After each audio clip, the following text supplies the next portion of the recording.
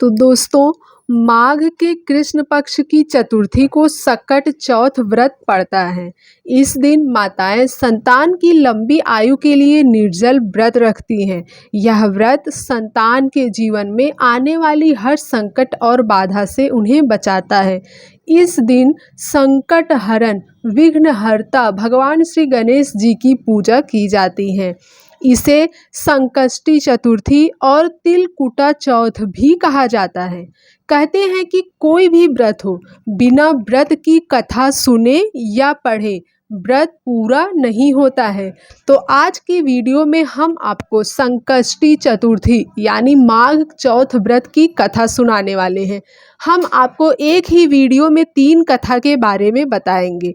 इन कथाओं में से कोई एक भी कथा को अवश्य पढ़ना या सुनना चाहिए। आप तीनों कथाओं को भी पढ़ या सुन सकते हैं।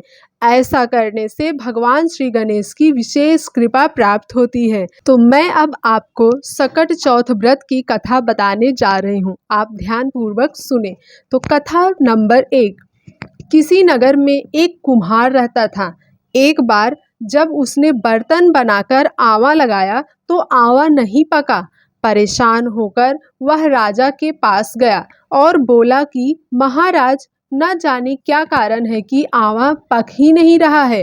राजा ने राज पंडित को बुलाकर कारण पूछा। राज पंडित ने कहा, हर बार आवा लगाते समय एक बच्चे की बलि देने से आवा पक जाएगा। राजा का आदेश हो गया। बलि आरंभ हुई। जिस परिवार की बारी होती वह अपने बच्चों में से एक बच्चा बलि के लिए भेज देता। इस तरह कुछ दिनों बाद एक बुढ़िया के लड़के की बारी आई। बुढ़िया को एक ही बेटा था तथा उसके जीवन का वही सहारा था, पर राजा की आज्ञा के आगे कुछ नहीं दिखता। दुखी बुढ़िया सोचने लगी, मेरा एक ही बेटा है, वह भी सकट के दिन मुझे से जुदा हो जाएगा। तभी उसको एक उपाय सूझा। उसने लड़के को सकट की सुपारी तथा दूब का बीड़ा देकर कहा, भगवान का नाम लेकर आवा में बैठ जाना, सकट माता तेरी रक्षा करेंगी। सकट के दिन यानी संकष्टी चतुर्थी के दिन बालक आवा में बिठा दिया गया और बुढ़िया सकट माता के सामने बैठकर पूजा प्रार्थना करने लगी। पहले तो आवा पकने में कई दिन लग जाते थे, पर इस बार सकट माता की कृपा से एक ही रात में आवा पक गया। सवेरे कुम्हार ने देखा तो हैरान रह गया। आवा पक गया था और बुढ़िया का बेटा जीवित और सुरक्षित था। सकट माता की कृपा से नगर के अन्य बालक भी जी उठे। यह देखकर नगरवासियों ने माता सकट की महिमा स्वीकार कर ली। तब से आज तक सकट माता की पूजा और व्रत का विधान चला आ रहा है। सकट चौथ व्रत की कथा नंबर 2। एक बुढ़िया थी। वह बहुत ही गरीब और दृष्टिहीन थी। उसको एक बेटा और बहू थे। वह बुढ़िया सदैव गणेश जी की पूजा किया करती थी।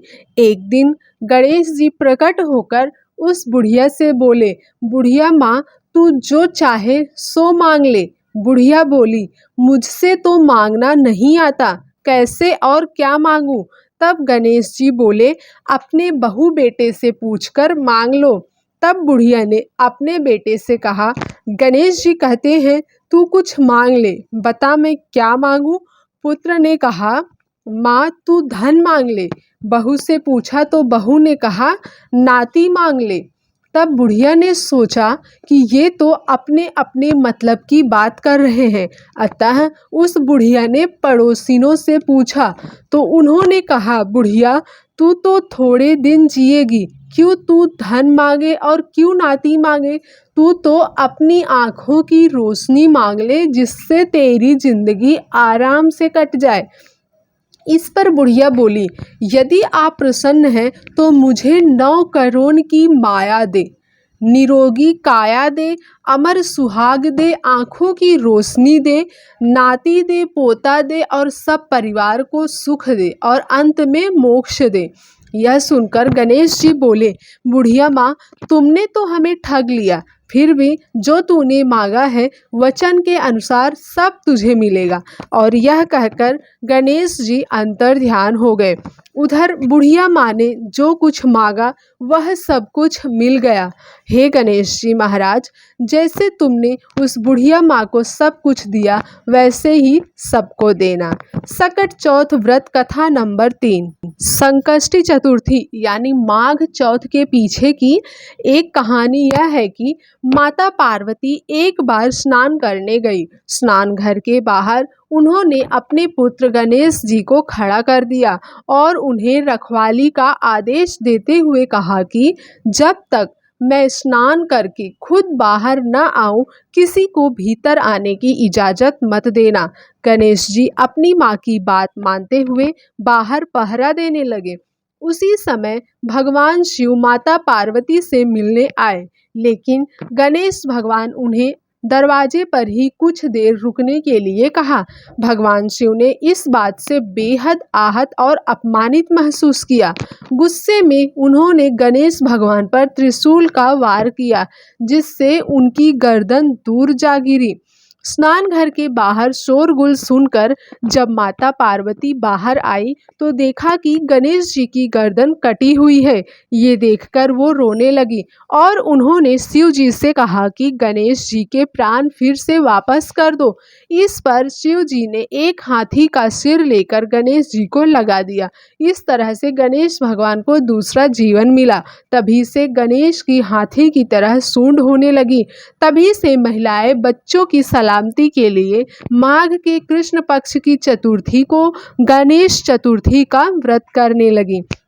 तो आज के वीडियो में बस इतना ही। आपको वीडियो पसंद आया तो लाइक ज़रूर कीजिए और इसी तरह के तीज त्योहार, व्रत और कथा की जानकारी के लिए हमारे चैनल को सब्सक्राइब करें। राधे राधे।